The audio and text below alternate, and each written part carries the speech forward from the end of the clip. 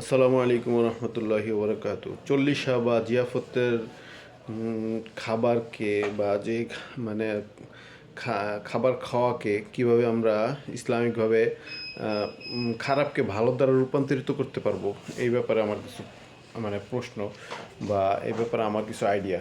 যেমন আমরা দেখা গেছে জিয়াফত, চল্লিশা বা শ্রাদ্ধ যাই বলেন না কেন, এটা আমাদের উপমহাদেশে যুগ যুগান্তর থেকে চলে আসতেছে এই সিস্টেমটা, যেটা আমরা ছোটোকালে এটা ইবাদত মনে করে খেয়েছি, যেটা আমরা পরবর্তীতে জানতে পারলাম যে আলেম ওলামারা বলল যে এটা এটা ইসলাম সমৃদ্ধ না। তো এটা হুজুর সাল্লাম এবং সাহাবিদের আমলে কখনো ঘটেনি। এটা একমাত্র এই সংস্কৃতিটাই এসেছে হিন্দুয়ানি সংস্কৃতির থেকে, যেটা আজও পর্যন্ত মুসলমানরা লালন পালন করতেছে। যেটা আপনার দেখবেন শ্রাদ্ধ নামে যদি আপনার ওই গুগলে সার্চ করেন তাহলে পেয়ে যাবেন যে শ্রাদ্ধ অর্থ কী। শ্রাদ্ধ এটা হিন্দু সংস্কৃতিতে যে যে মানুষ মরে তাদের ফ্যামিলি লোকরা একটা আয়োজন করে, খাবারের আয়োজন করে। এটা হিন্দুয়ানি সংস্কৃতিতে আছে, কিন্তু মুসলমানি সংস্কৃতিতে এটা নাই, যেটা মুসলমানরা পরে রূপান্তরিত করেছে বা এই বেদাত চালু করেছে, যেটা ইসলামিক পরিভাষায় এটা নাজায়েজ। কিন্তু আপনি বা আমি অনেক সময় দেখা গেছে কারণে অকারণে, মনে না চাইলেও পরিস্থিতির কারণে জিয়াফত বা শ্রাদ্ধ খেতে বাধ্য হই বা অংশগ্রহণ করতে বাধ্য হতে হয়। কারণ দেখা গেছে আপনার আত্মীয় স্বজন বা রিলেটিভ, বড় ভাই ছোট ভাই বা মানুষের মন রক্ষার্থে খেতে হয় বা যেতে হয়, বা অন্য কোনো কারণেই হোক, বা খেতে মনে চাইলো, বা ক্ষুধার্ত মানুষ, অভুক্ত মানুষ, গরিব মানুষ দেখা গেছে তার খাবারের ব্যবস্থা নাই, বা টাকা টাকার একটা একবেলা খেতে গেলেও 100-150 টাকা 200 টাকা খরচ হয়ে যায়। এই হিসেব করেও সে চিন্তা করে যে সমস্যা কি, এটা খেয়ে ফেললাম।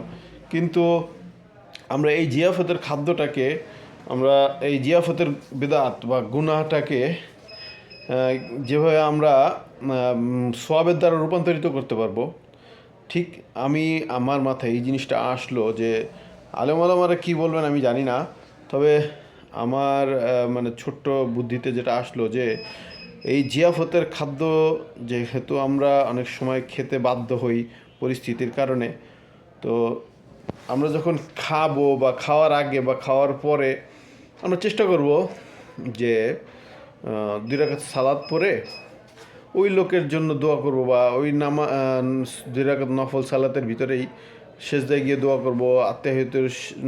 আত্মাহিতুর শেষ বৈঠকে দোয়া করব যে ওই যার শ্রাদ্ধ খেলাম তার বিষয়ে আমরা দোয়া করবো যে আল্লাহ, তুমি ওনাকেও মাফ করো, আমাদেরকেও মাফ করো, বা আমাদের পূর্বপুরুষ যারা আছে তাদেরকেও মাফ করো, আর এই সমস্ত বেদাত প্রচলন থেকে আমাদেরকে মুক্তি দান করো, বা এই সমস্ত বিষয়ে আমরা দোয়া করব, যাতে এই সমাজে এই প্রচলনটা যাতে ধীরে ধীরে শেষ হয়ে যায়, যাতে এই প্রচলনটা না থাকে। হ্যাঁ, জিয়াফত যারা করেন তারা একটা সিস্টেম করতে পারেন যে এই জিয়াফতটা না করে আপনারা একটা সিস্টেম করতে পারেন যে যেই টাকাটা খরচ করে আমরা বা আপনারা খরচ করি, দেখা গেছে প্রায় জিয়াফতে 30-40-50 হাজার টাকার মতো তো খরচ হয়ে যায়। কারণ বিরিয়ানির আয়োজন করতে হয় বা ভালো খাবারের আয়োজন করতে হয়, মিষ্টি নিম্ন হলেও তো মিষ্টি বা জিলাপির আয়োজন করে গরিব যারা। আর বড়লোক যারা, তারা কি করে, তারা হলো দেখা গেছে বিরিয়ানির আয়োজন করে, ভালো ভালো কোম্পানি, ভালো সুইটস কোম্পানির থেকে মিষ্টি এনে মানুষকে বিতরণ করে, বিভিন্ন জায়গায় বিতরণ করে, তাদের পরিচিত বন্ধুবান্ধব বা কলিগ বা যারা ভাড়াটি আছে তাদেরকে দেয়। তো এটা না করে আমার যেটা আইডিয়া, যে আপনারা ইচ্ছা করলে মাদ্রাসা মসজিদে এগুলো দিতে পারেন। পাশাপাশি আরেকটা অনেক বিষয় থাকে, যেমন আপনার বাবা বা আপনার মা বা বিভিন্ন যাদের নামে জিয়াফত করা হয় তাদের নামে একটা গাছ লাগিয়ে দিলাম, যে এই গাছের বেনিফিট মানুষ পেল বা সওয়াবের ভাগিদার হলো।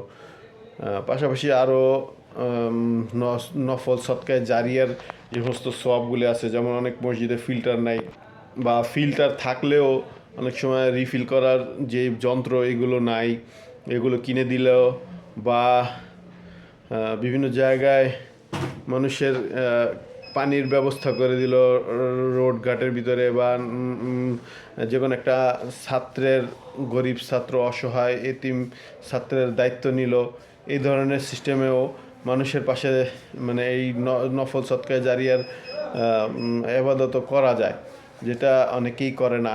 কিন্তু এই ব্যাপারে আমাদের সচেতন থাকতে হবে বা আমাদের এই বিষয়ে আমলটা করার জন্য চেষ্টা করতে হবে। তো আপনি আমি যখন শুরু করবো, আস্তে আস্তে সবাই শুরু করবে, কিন্তু দেখা গেছে যাদের টাকা পয়সা আছে বা বাবা মা টাকা পয়সা রেখে গেছে, তাদের কিন্তু সমাজের চাপে এক প্রকার বাধ্য হয়ে এগুলো করতে হয়। কিন্তু দেখা গেছে আবার অনেকে খেতে বাধ্য হয়, তখন তারা এরকম নফল নামাজের সেজদায় গিয়ে বা নামাজের শেষ বৈঠকে গিয়ে আল্লাহর কাছে দোয়া করবে যে আল্লাহ তুমি তাকে মাফ করো, আমাদেরকেও মাফ করে দাও।